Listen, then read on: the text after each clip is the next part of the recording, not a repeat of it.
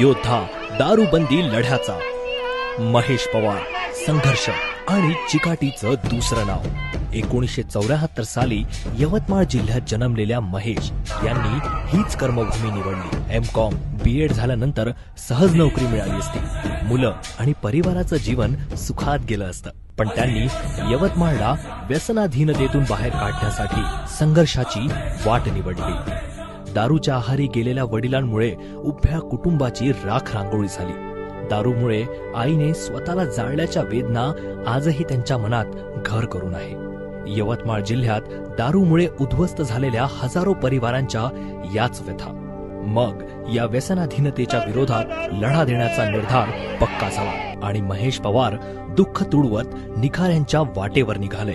28 मार्च 2015ला घाटांजीत दारूबंदीचा पहिला एल्गार, यातूनच स्वामिनी दारूबंदी आंदोलनाचा जन्म झाला। आंदोलनं होऊ लागली आणि महिलांचा सहभाग वाढत गेला।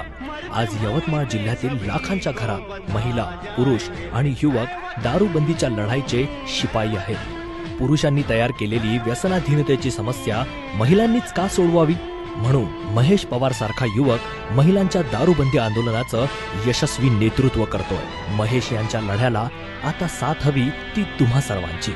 सहभागी व्हा या लढ्यात आणि हजारो महिलांना जगण्याचं बळ द्या।